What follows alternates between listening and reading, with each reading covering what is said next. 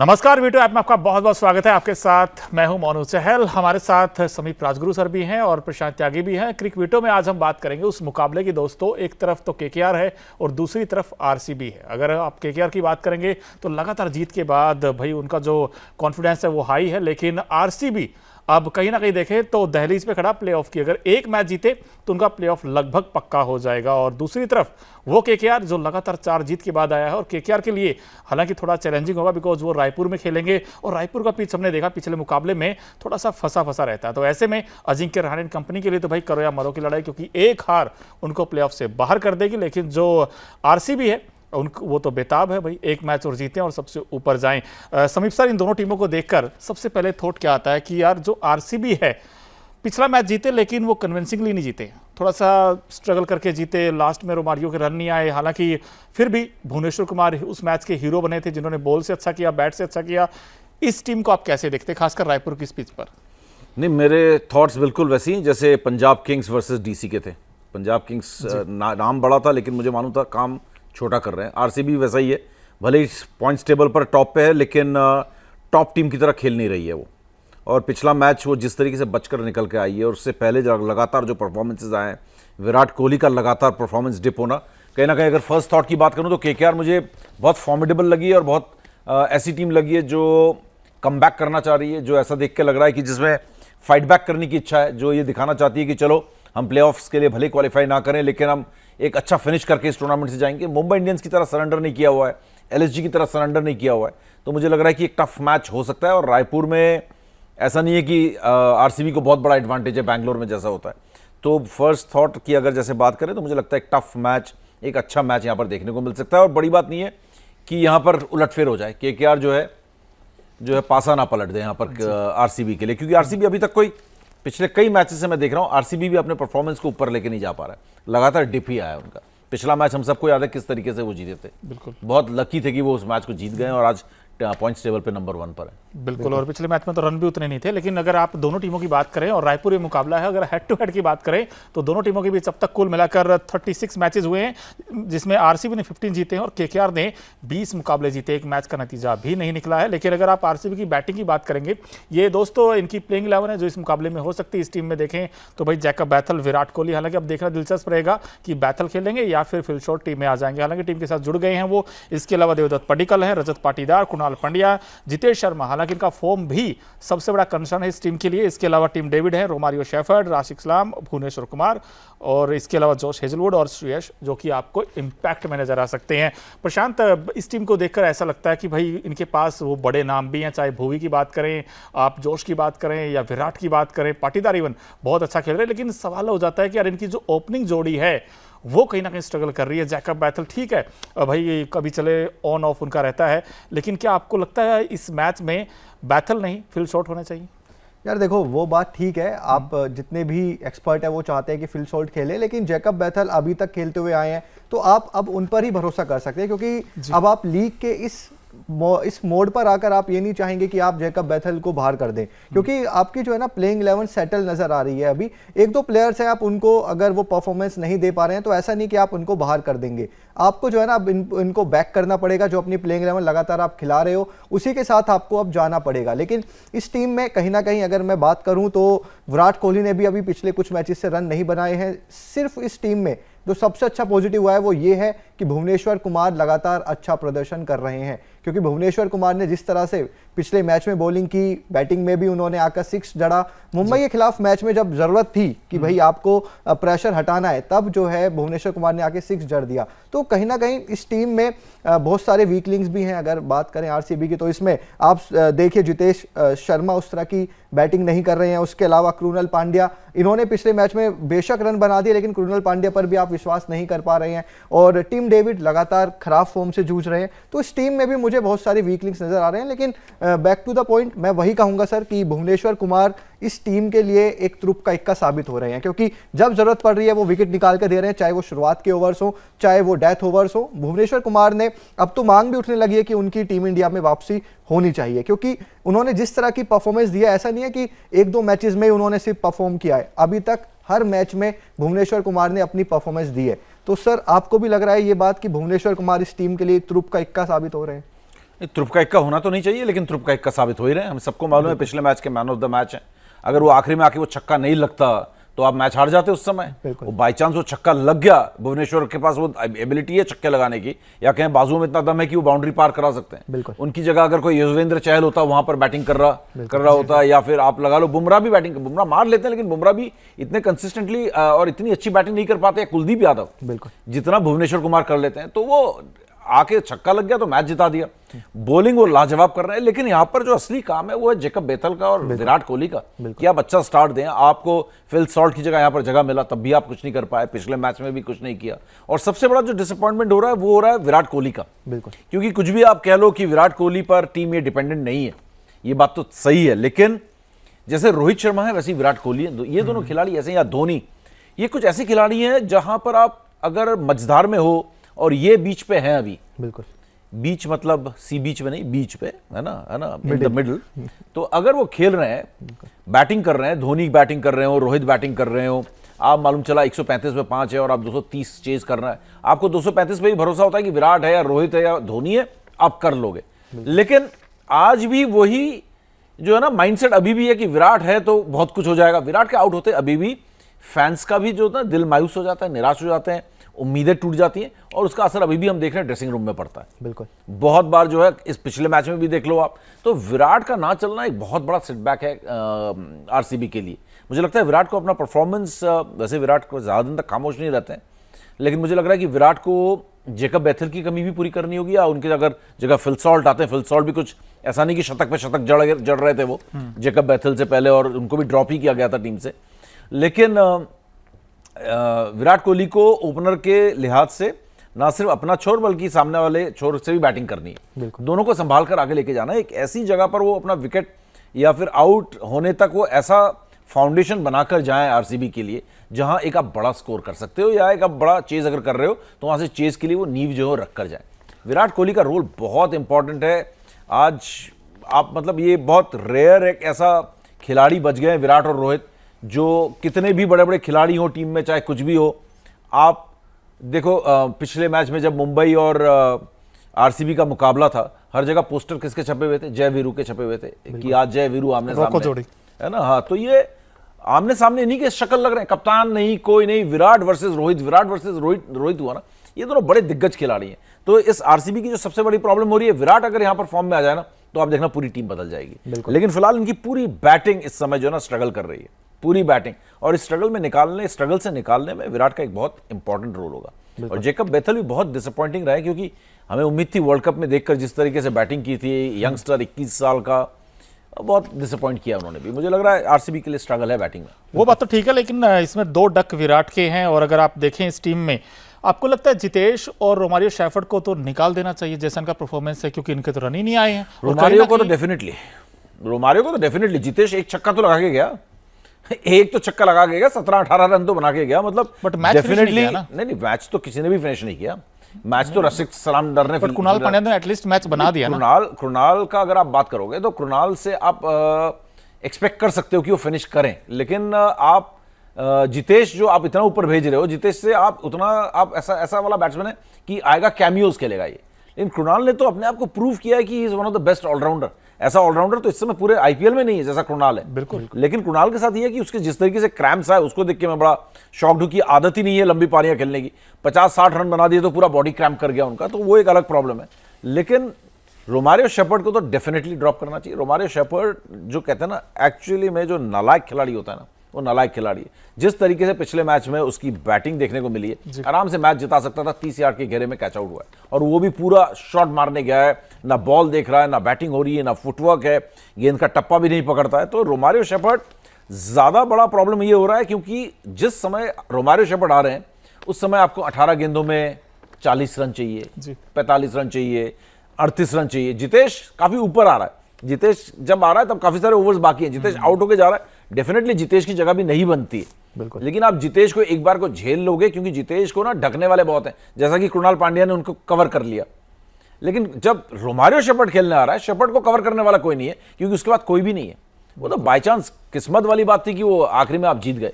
काम था Romario shepherd का फिनिश करने का, फिनिश कोई और कर रहा है। तो ये बहुत बड़ा एरिया जहां पर अगर आप देखो जैसे जैकब बेथल और वो अपना फिल सॉल्ट, एक प्रॉब्लम है नीचे रोमारियो शेफर्ड है, इनके फॉरेन प्लेयर में टिम डेविड के अलावा सब जीरो चल रहे हैं। बिल्कुल। जॉश हेजलवुड भी प्रॉब्लम हो रहा है, उनको भी बहुत मार पड़ रही है, टप्पा पकड़ नहीं पाए वो। 40 से 40 प्लस दे रहे हैं 4 में। पहले मैच में थोड़ा सा ठीक थे, उसके बाद से ये लगातार स्ट्रगल कर रहे हैं। जैकब डफी को खिलाना चाहिए वहां पर। सही बात है सर, क्योंकि रोमारियो शेफर्ड ने तो आई थिंक बहुत कोशिश की थी एमआई को जिताने की, लेकिन ऐसा हो नहीं पाया क्योंकि दूसरे एंड से भूई ने आके मैच जिता दिया। लेकिन केकेआर कितना तैयार है, और केकेआर की आप बात करेंगे, उनकी जो प्लेइंग 11 है उस पर एक नजर डालें तो इस टीम में अगर आप देखें तो अजिंक्य रहाणे, फिन एलन, इसके अलावा अंकुश रघुवंशी हैं, Cameron Green, Rovman Powell, Manish Pandey, Rinku Singh, Sunil Narine, Anukul Roy, Kartik Tyagi, Vaibhav Arora, और आपको इंपैक्ट में वरुण चक्रवर्ती नजर आ सकते हैं। लेकिन लगातार 4 जीत, अब आप ये नहीं कह सकते कि यार इस टीम ने कुछ तो किया होगा, बिकॉज समीप सर अगर आप इस टीम को देखें, आपको क्या लगता है यार लगातार 4 जीतना तो कम से कम आपको दिखाता है भाई इस टीम में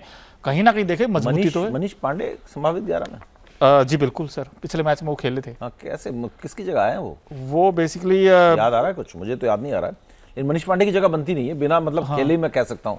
मनीष पांडे वीक लिंक है इस टीम का। अगर आप इस टीम को देखोगे, जी सर, अगर मनीष पांडे के भरोसे आप जीतने की सोच रहे हो, अगर बाई चांस उनको मौका मिला कि मनीष पांडे भाई मैच जिता दो, तो मनीष पांडे काम नहीं कर सकते। मनीष पांडे एक वीक लिंक है, लेकिन ओवरऑल ये टीम अच्छा खेल रही है, इसमें कोई शक नहीं है। कैमरून ग्रीन जबरदस्त फॉर्म में, अंकुश रघुवंशी भी वो जो है आउट हो गए पिछली बार, और अजिंक्य रहाणे भी आउट हो गए, लेकिन उसके बाद भी इन्होंने छोड़ा नहीं। और फिन एलन जिस तरीके से खेल रहे हैं, सबसे बड़ा positive Finn Allen, world cup वाला फॉर्म अब यहां पर आ गया। अब जब एक ओपनर इतनी ताबड़तोड़ बैटिंग करता है, आप देखिए जितनी भी टीम्स जो डोमिनेट कर रही थी, ओपनिंग जोड़ी थी सबकी, एक सूर्यवंशी कर रहा था, एक जगह प्रियांश कर रहा था, है ना, एक जगह अब फिन एलन ने कर लिया, तो वहां पर 1-2 टीम्स और हैं जिनके ओपनर, शुभमन गिल पहली बॉल से आके मार रहे हैं आजकल, Abhishek Sharma exactly, Travis head, Abhishek Sharma. तो ये जहां जहां ओपनर से एक भी ओपनर अगर चलता रहा है, वो टीम ने डोमिनेट किया। तो फिन एलन अगर इस मैच में आज खेल जाते हैं ताबड़तोड़, तो यहाँ पर तो आरसीबी की हालत खराब हो जाएगी। बोले ये क्या हो गया। बिल्कुल 7-6 ओवर में अगर आप देखोगे पावर प्ले में, अगर उन्होंने कहीं 90-95 रन लगा दिए, और अगर पहले बैटिंग भी कर रही है, बाद में भी बैटिंग कर रही है, आरसीबी की गेंदबाजी की लाइन और लेंथ बिगड़ जाएगी। बिल्कुल। जैसे आपने कहा रिंकू सिंह तो द फिनिशर, वो एक सबसे बड़ी ताकत है ही है, लेकिन प्रशांत इस टीम को देखकर आपको लगता है कि यार जो वरुण चक्रवर्ती हैं, जैसे उन्होंने धीरे धीरे वो भी आउट करने लग गए हैं, 2 आउट अगर वो कर दें, सो आरसीबी के लिए क्या आपको लगता है वरुण चक्रवर्ती एक बड़ा थ्रेट हो सकते हैं इस मैच में? बिल्कुल। देखो, मैं पहले शुरुआत में अगर आपको बताऊं तो इस टीम ने पिछले 4 मैचेस लगातार जीते हैं। इस टीम ने एलएसजी को हराया, इस टीम ने डीसी को हराया, इस टीम ने एसआरएच को हराया, और इस टीम ने राजस्थान रॉयल्स को हराया। तो आप ये समझिए इस टीम ने अभी तक जितनी भी ये 4 जीत दर्ज की है ना, चारों की चारों कन्विंसिंग जीत है। और इस टीम ने, आप सोचिए एसआरएच जो सबसे बैलेंस टीम नजर आ रही है और खिताब की भी दावेदार मानी जा रही है, उस टीम को सिर्फ 165 रन पर आउट कर दिया था। आप समझिए बॉलर्स ने कितना अच्छा काम किया था। एसआरएच की टीम को सिर्फ 165 रन पर इन्होंने आउट कर दिया था, और उस मैच में वरुण चक्रवर्ती ने 3 विकेट्स लिए थे। तो कार्तिक त्यागी लगातार अच्छी गेंदबाजी कर रहे हैं, कैमरन ग्रीन की जब जरूरत पड़ रही है वो अपने ओवर्स निकाल रहे हैं। तो इस टीम की जो गेंदबाजी है ना, वो पिछले 4 मैचेस में बहुत तगड़ी हो गई है। और साथ ही जो कैप्टेंसी अजिंक्य रहाणे ने की है वो भी लाजवाब है, क्योंकि अजिंक्य रहाणे शुरुआत में हमें लग रहा था कि ये कैप्टेंसी के लायक नहीं है, लेकिन पिछले 4 मैचेस में जैसे ही इन्होंने अपनी कैप्टेंसी का लोहा मनवाया है, क्योंकि इन्होंने किस तरह से बॉलर्स को एकदम चेंज करना है, कब किसको कहां ओवर कराना है, वो सच में उन्होंने बताया है। क्योंकि अजिंक्य रहाणे ने पिछली 4 मैचेस आपने जो है ना, ऐसा नहीं है कि आपने एक मतलब बिल्कुल कांटे से जीत लिए, आपने जो है ना कन्विंसिंग जीत दर्ज की है। एसआरएच को आपने इतनी बुरी तरह से हराया है। तो ये आपको बताता है कि इस टीम ने कितना ज्यादा इंप्रूव किया है। और वरुण चक्रवर्ती शुरुआत में जब ये लीग स्टार्ट हुई थी तब उस तरह की परफॉर्मेंस नहीं दे रहे थे, लेकिन पिछले 3-4 मैचेस में वरुण चक्रवर्ती जो ऑफ कलर थे वो भी अब ऑन ट्रैक आ गए हैं। वरुण चक्रवर्ती से आज जाहिर तौर पर बचना होगा। और अगर आप कंपैरिजन करोगे ना आरसीबी के, अगर आप आरसीबी के स्पिनर वर्सेस करोगे केकेआर के स्पिनर, तो वरुण चक्रवर्ती कहीं भी आप उनको रेट, आप कृणाल पांड्या से पीछे रेट नहीं कर सकते, आप वरुण चक्रवर्ती को आगे ही रखोगे। क्योंकि वरुण चक्रवर्ती जिस तरह के प्लेयर हैं, वो ऐसा नहीं है कि वो सिर्फ 1 आधा विकेट लेंगे, जब उनका टप्पा पड़ने लग जाता है वो 1 ओवर में 2-2 विकेट निकाल के देते हैं। तो वो जो है ना एक डिफरेंस क्रिएट कर देता है। तो आज के मैच में भी मुझे लगता है कि वरुण चक्रवर्ती की अगर केकेआर को जीत दर्ज करनी है, ये अपना 5वीं जीत लगातार दर्ज करनी है, तो वरुण चक्रवर्ती को 3-4 विकेट्स तो कम से कम लेने पड़ेंगे। 3-4 विकेट सुनील नारायण बाकियों के लिए भी चैलेंज है, लेकिन केकेआर जो कि इस समय ना मैं देख रहा हूं कि 8वें नंबर पर है, और लग रहा है कि शायद 9 ही पॉइंट से कैसे क्वालिफाई करेगा। लेकिन अगर आप 4 मैचेस बचे, सिर्फ 10 मैचेस खेलें, इनके पास एडवांटेज है। ये एक बड़ा मैच है आज आरसीबी के अगेंस्ट, अगर ये जीत जाते हैं तो इनके पास एक और बड़ा मैच है जिसमें इनके लिए टफ होगा, वो है जीटी। बिल्कुल। लेकिन अगर उसके बाद आप मैच देखो, 2 मैचेस, एक एमआई के साथ, एक डीसी के साथ, जी तो ऐसा नहीं है कि बहुत ज्यादा टफ मैचेस वेट कर रहे हैं इनके लिए। ये एक्चुअली 17 पॉइंट पे फिनिश कर सकते हैं अगर चारों यहां से जीत जाते हैं। बिल्कुल। तो ऐसा है कि अगर केकेआर के अंदर वो जुनून है, वो पैशन है कि भाई हमें क्वालिफाई करना है, बिल्कुल, तो ये टीम क्वालिफाई कर सकती है, ये टीम अच्छा परफॉर्मेंस कर सकती है। और ऐसे में जब आपको दिखने लगता है इस तरीके से आप नीचे से ऊपर आते हो ना, वो टीम्स बड़ी डेंजरस होती है। उस टीम जैसे जीटी है, जीटी को कोई हरा ही नहीं पा रहा है। बिल्कुल। तो यही चीज केकेआर के साथ भी हो सकती है। केकेआर का एक बड़ा मैच आज है, उसके बाद एमआई और डीसी जैसे 2 कमजोर टीमों के साथ आप खेल रहे हो, एक जीटी आपके लिए टफ ओपोनेंट्स है। लेकिन जीटी अगर तब तक क्वालिफाई कर जाती है, जब तक ये खेले, मालूम चला जीटी जो है ऑलरेडी 18 पॉइंट से पहुंच गई, या 17, 18 में, 16 में पहुंच गई, तो वो थ्रू है। तो मुझे लगता है कि वो हो सकता है इतना इंटेंसिटी ना दिखाए यहाँ पे, तो एक और एडवांटेज यहाँ पर केकेआर को हो सकता है। लेकिन आपने कहा डेंजरस है, सब चीजें ठीक है, लगातार 4 जीते भी हैं, इसमें क्या आपको लगता है कि यार भाई इसमें ये चीज है जो इनको जिता रही है? आपको एक जो फैक्टर कहते हैं ना, एक विनिंग फैक्टर फॉर्मूला कह लीजिए, वो क्या है इनका सबसे बड़ा? विनिंग फैक्टर इनका परफॉर्मेंस ओवरऑल, अगर टीम परफॉर्मेंस देखो इनकी बेटर हुई है। वरुण चक्रवर्ती अच्छे फॉर्म में है, Sunil Narayan, Varun Chakravarthy as pair bowling करने लगे।